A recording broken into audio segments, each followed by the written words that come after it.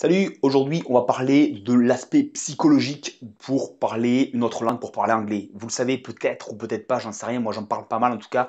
L'aspect psychologique, c'est un aspect primordial quand on veut parler une autre langue. Et vous le savez surtout pour l'anglais, parce que bien souvent la problématique que nous avons nous francophones, entre autres pour parler anglais, c'est la prononciation et oser prendre un accent qui ne ressemble pas du tout au nôtre, comme on a l'habitude de s'entendre. Donc ça, c'est une grosse problématique, c'est une espèce de gros mur. J'ai fait toute une formation là-dessus pour être aussi bon qu'un enfant quand on apprend l'anglais. Et ça, c'est vraiment un gros aspect à, euh, à dépasser, duquel il faut s'affranchir véritablement. Donc l'aspect psychologique, on va en parler très simplement, avec des grands critères et des moyens concrets pour les passer, pour véritablement passer une grosse étape et être capable de devenir véritablement bon en anglais. Donc en gros, il y a deux types, j'ai envie de dire, d'état d'esprit qu'on a. Le premier, c'est soit on va focaliser sur j'ose pas, ce qui nous gêne, les gens qui vont m'écouter autour, etc. Et la gêne que ça a, le côté pas confortable, c'est pas moi, je le sens pas, je n'ai jamais parlé comme ça, je suis pas bon en langue, etc. Et où on va focaliser sur tous les blocages. Et ces aspects négatifs, ils existent pour tout le monde. Il faut savoir que ça fait complètement partie intégrante du jeu. Et à partir de là, non seulement on va s'en détacher, mais on va aussi savoir que l'idée, ça va être au début, pendant un certain temps, de composer avec, et c'est là tout l'enjeu. D'accord? C'est pas d'être à l'aise et puis te dire, ben moi je suis bon en langue, ça marche, c'est facile. Il y en a qui sont plus à l'aise comme ça facilement. Mais la grande majorité, on n'est pas comme ça. Moi, j'ai jamais été comme ça à la base, mais ça s'acquiert, ça se construit comme tous les domaines où vous avez eu du mal au début simplement, c'est quoi la différence quand vous avez véritablement réussi? C'est que vous n'étiez pas focalisé là-dessus, vous étiez focalisé sur ce que vous vouliez parce que vous étiez motivé, ça vous plaisait, vous aviez quelque chose en vue, un objectif, peut-être un modèle, des gens qui faisaient la chose, quelque chose qui vous plaisait, une activité, qui était dans un certain rôle, etc. Et vous avez focalisé là-dessus, et c'est ça qui a emporté, j'ai envie de dire, votre attention. Votre attention, votre énergie, c'est ça qui vous a poussé, qui vous a attiré plutôt que regarder tout ce que vous n'arrivez pas à faire, tout ce qui vous paraissait encore difficile et qui vous a bloqué. Donc ça, c'est un choix, il faut le faire et ça fait complètement partie du jeu. C'est même le j'allais dire, objectif. D'accord? Donc, quand on le sait, on décomplexe. On se dit que 90% des gens, ils sont dans le même cas, ils passent par les mêmes étapes. Même les gens qui ont un super niveau dans 10 langues à la fois, ils sont tous passés par ces étapes. Simplement, au début, c'est très contraignant. Et après, on apprend à jouer avec, on apprend à faire avec.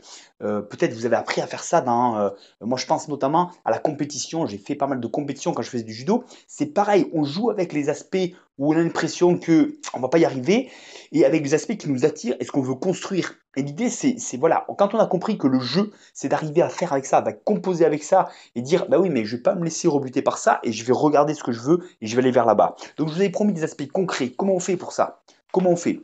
Il y a plusieurs choses. Un, il y a le contexte. Le contexte, c'est-à-dire que quand vous allez vous entraîner, quand vous allez apprendre, quand vous allez faire de la lecture à voix haute, etc., parler à voix haute, vous allez vous mettre dans un contexte facile, pas avec des gens qui vont vous regarder bizarrement, pas avec des gens qui risquent de vous critiquer. Mettez-vous tout seul dans votre coin, qu'on fait vos petits 10 minutes d'anglais pour relire à voix haute, etc. Tout seul, sans complexe, et vous allez apprendre à vous habituer à vous entendre parler en anglais sans vous mettre de pression extérieure inutile. D'accord? Premier point, le contexte. Le deuxième, ça va être regarder quelque chose qui vous inspire. Et vous savez, si vous suivez la façon dont je me prends moi, c'est exclusivement, j'apprends l'anglais non pas avec des cours fastidieux que j'ai pas envie de suivre au bout de 3 jours, mais avec des vidéos sur YouTube, avec des enregistrements que je vais trouver à droite, à gauche sur Internet, où je vais avoir la transcription, je vais travailler avec ça, mais avec des choses qui m'intéressent, des personnes que j'ai envie d'écouter sur des sujets qui m'intéressent et j'ai envie de rentrer dedans. Avant tout, parce que ce que j'écoute, ça m'intéresse. Et bien sûr, ça va se faire au travers de l'anglais. Donc l'anglais, ça va être un outil pour entrer dans un univers qui me plaît. Soyez inspirés, regardez des choses qui vous inspirent, des gens qui vous inspirent et travaillez avec ça, apprenez l'anglais avec ça. Ça va vraiment vous aider à focaliser vers ce que vous voulez. D'accord? Troisième aspect, un troisième point concret à utiliser. Alors, une chose très simple à faire, mais qui paye vraiment. Enregistrez-vous. Prenez le téléphone, votre téléphone par exemple, et vous vous enregistrez parlant en anglais, en bégayant, avec votre niveau, peu importe. Vous vous enregistrez et vous vous écoutez. Ça a plein de vertus parce que vous allez vous corriger, vous allez entendre, vous allez remarquer plein de choses, etc. Mais une grosse vertu que ça a, alors c'est gênant, hein. Au début on n'a pas trop envie, on n'aime pas trop s'écouter. Faites-le parce que vous allez vous habituer à vous entendre parler anglais. Et comme je le dis, le gros challenge, c'est de vous remettre une seconde casquette. Moi, aujourd'hui, je suis français, mais je sais aussi mettre ma casquette d'anglophone et je sais aussi parler anglais et rentrer dans ce monde-là. Est-ce que vous imaginez aujourd'hui être capable de parler anglais? Est-ce que vous voyez parler anglais naturellement avec des anglophones n'importe où dans le monde? Bien souvent, pendant longtemps, on ne se voit pas faire ça. Et comment vous voulez arriver à faire quelque chose que vous n'êtes même pas capable de vous imaginer? Vous voyez ce que je veux dire? Vraiment, il faut rentrer dedans.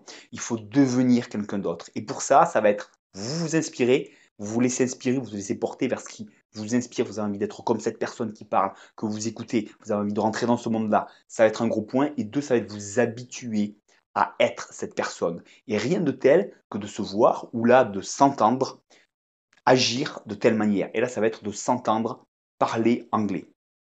Ça va vous permettre de vous corriger et vous allez petit à petit vous habituer à vous entendre parler anglais. Ça va devenir une nouvelle caractéristique que vous avez.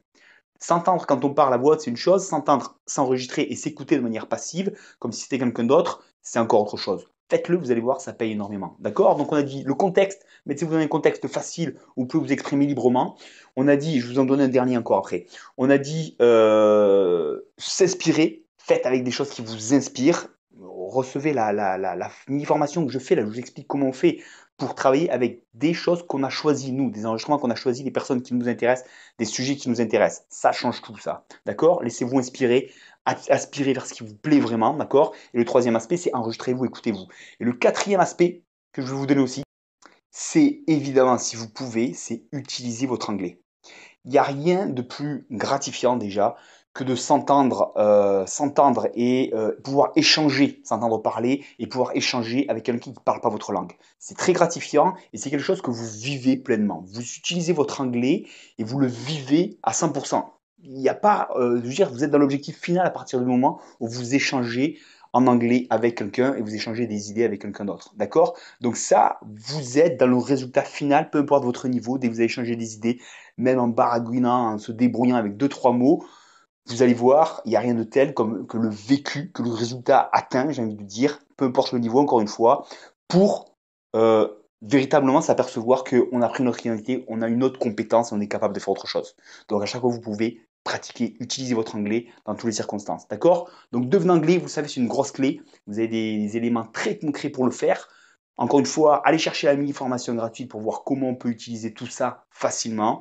Et maintenant, à vous de jouer, vous savez exactement comment on fait. Et l'enjeu, il est là, vraiment. D'accord? À vous d'être bon en anglais. C'est à votre portée, c'est à la portée de tout le monde. On passe tous par là. Et bientôt, c'est à vous. Bye bye.